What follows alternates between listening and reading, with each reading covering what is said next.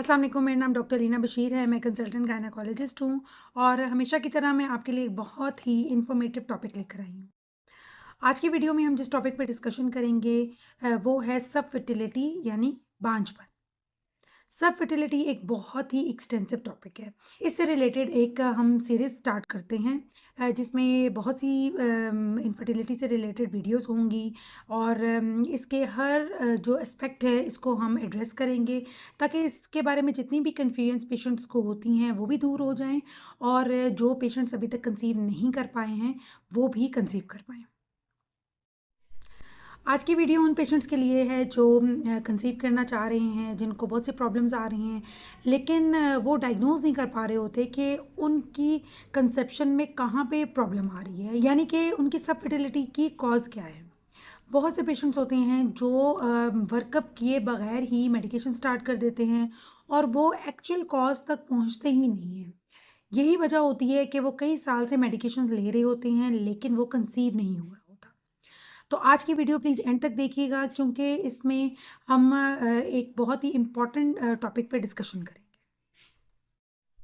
जैसा कि मैंने आपको बताया है कि सब फर्टिलिटी एक बहुत ही एक्सटेंसिव टॉपिक है।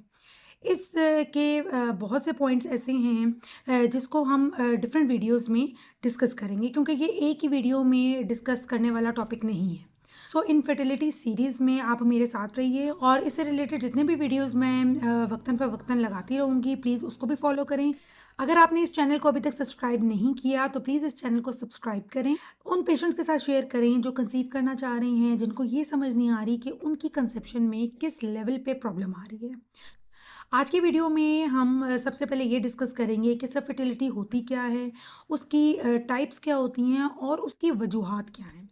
आई होप इस वीडियो के एंड तक आपको सब फर्टिलिटी की जो वजूहात हैं वो क्लियर हो जाएंगी। सब फर्टिलिटी या इनफर्टिलिटी की टर्म भी यूज़ करते हैं। इनफर्टिलिटी का मतलब होता है कि पेशेंट कंसीव ही नहीं कर पाता, तो हम सुटेबल टर्म यूज़ करते हैं जिसे हम कहते हैं सब फर्टिलिटी, जिसे आम ज़बान में हम कहते हैं बांझपन। इसका मतलब क्या होता है? सब फर्टिलिटी का मतलब ये है कि अगर एक कपल कंसीव करने की ट्राई कर रहा है और उसको कंसीव करने की ट्राई करते हुए 1 ईयर से ज़्यादा की मुद्दत हो गई है और वो कंसीव नहीं कर पा रहे, तो वो सब फर्टिलिटी के डोमेन में आते हैं।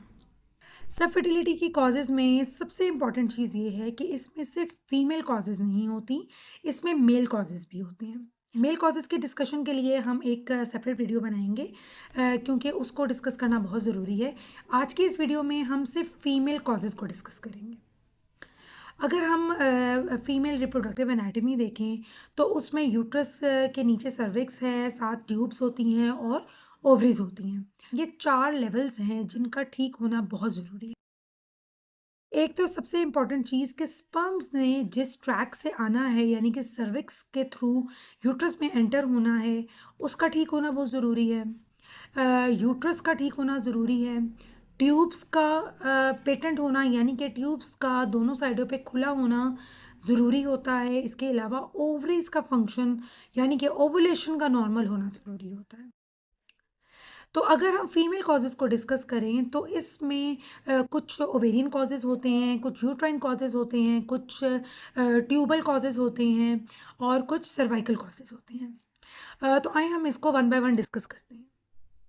सबसे पहले हम डिस्कस करते हैं ऐसी कौन सी वजूहात हैं जिससे ओवुलेशन डिस्टर्ब होती है।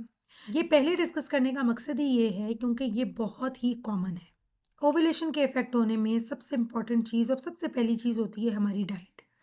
अगर पेशेंट की डाइट हेल्दी नहीं है यानी कि बैलेंस डाइट नहीं है या उसका सेडेंटरी लाइफस्टाइल है या कोई ऐसी जॉब करती है जिसमें सारा काम बैठने वाला होता है या कोई फिज़िकल एक्टिविटी नहीं है, एक्सरसाइज नहीं करती, तो उससे वेट गेन होने लग जाता है, जिसकी वजह से ओव्यूलेशन इफ़ेक्ट होती है और फिर कंसेप्शन में भी प्रॉब्लम्स आते हैं। डाइट में हमारे पास इम्पॉर्टेंट ये है कि बैलेंस डाइट होनी चाहिए, जंक फूड को अवॉइड करना चाहिए। जो फैक्टर्स ओवुलेशन को अफेक्ट करते हैं इससे रिलेटेड मैंने एक बहुत डिटेल वीडियो बनाई हुई है कि कौन सी डाइट होती है जो ओवुलेशन को अफेक्ट करती है और ऐसी कौन सी डाइट हमें लेनी चाहिए जो हमारी ओवुलेशन को इम्प्रूव करेगी और हमारे हेल्दी एग्स बनाएगी, जिससे कंसीव करने में आगे कोई प्रॉब्लम नहीं होंगे। प्लीज़ उस वीडियो को भी ज़रूर देखिएगा, वो भी आपके लिए काफ़ी हेल्पफुल साबित होगी। इसके अलावा जो कॉमन डिजीज़ है जिसमें ओव्यूलेशन अफेक्ट होती है वो होती हैं पॉलीसिस्टिक ओवरीज। इसमें भी हमारी एग्स इतने मैच्योर नहीं बनते, छोटी-छोटी पानी की थैलियाँ बनने लग जाती हैं और उससे पीरियड्स भी स्टॉप हो जाते हैं और भी बहुत से प्रॉब्लम्स होते हैं। इससे भी रिलेटेड मैंने एक वीडियो बनाई हुई है, लेकिन सब फर्टिलिटी में हम इसको किस तरीके से मैनेज करते हैं, इसके मुतल्लिक हम इनफर्टिलिटी सीरीज़ में हम डिटेल डिस्कशन करेंगे। थायरॉइड हमारी सोसाइटी में बहुत कॉमन होता जा रहा है। बहुत से पेशेंट होते हैं जो रूटीन चेकअप के लिए आते हैं, सब फर्टिलिटी के हों या इसके अलावा भी जो पीरियड्स के प्रॉब्लम्स होते हैं उनके लिए आते हैं। हम सीरम टीएसएच लेवल्स करवाते हैं और उसमें वो रेज़ आ जाता है। तो ये एक स्क्रीनिंग टेस्ट हम रूटीन में पेशेंट्स का कर लेते हैं, ख़ासकर वो पेशेंट जिनका सब फर्टिलिटी का वर्कअप चल रहा होता है। ये वो डिजीज़ेज़ हैं जो बहुत कॉमन है, जैसे पॉलीसिस्टिक ओवरीज़ हैं, थायराइड है।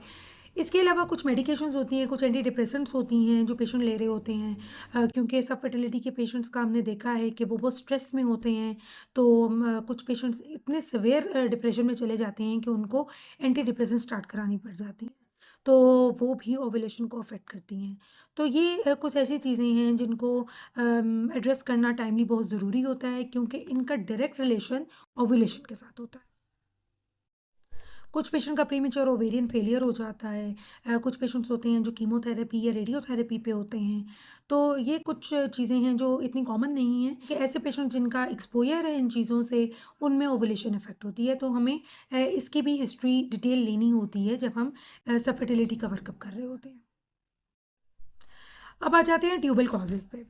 ओवरी में अगर एग अच्छा बन रहा है और यूट्रस में भी कोई प्रॉब्लम नहीं है, सर्विक्स में भी कोई प्रॉब्लम नहीं है, लेकिन ट्यूब अगर ब्लॉक हैं तो उसमें भी कंसेप्शन नहीं हो सकती। ट्यूबल कॉजेज़ में सबसे कॉमन इन्फेक्शंस होते हैं जिसे हम पीआईडी या पेल्विक इन्फ्लेमेटरी डिजीज़ बोलते हैं। ये सब फर्टिलिटी और पेल्विक इन्फ्लेमेटरी डिजीज़ का क्या रिलेशन है, उसको कैसे मैनेज करते हैं, ये भी हम आगे डिस्कस करेंगे।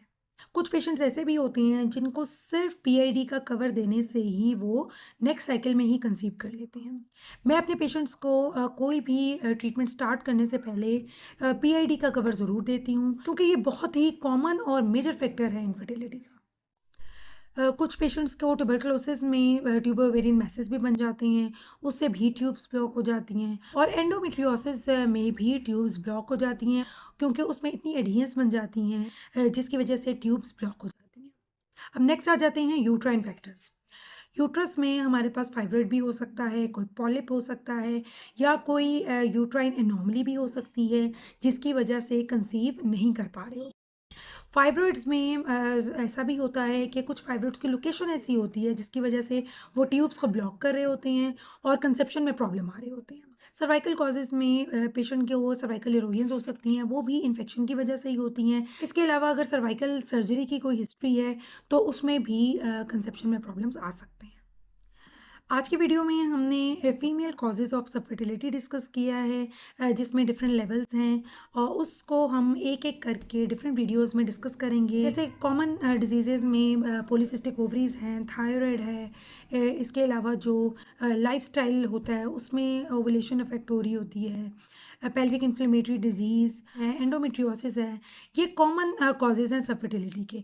ये हम one by one different videos में डिस्कस करेंगे। आई होप इस वीडियो में आपको फीमेल कॉजेज़ ऑफ सब फर्टिलिटी क्लियर हो गए होंगे। अगर आपको ये वीडियो पसंद आई है तो प्लीज़ इस वीडियो को लाइक करें, चैनल को सब्सक्राइब करें और अपने तमाम फैमिली फ्रेंड्स के साथ भी शेयर करें, ताकि वो भी भरपूर तरीके से फ़ायदा उठा सकें और इस इनफर्टिलिटी सीरीज़ का हिस्सा बन सकें। Thank you.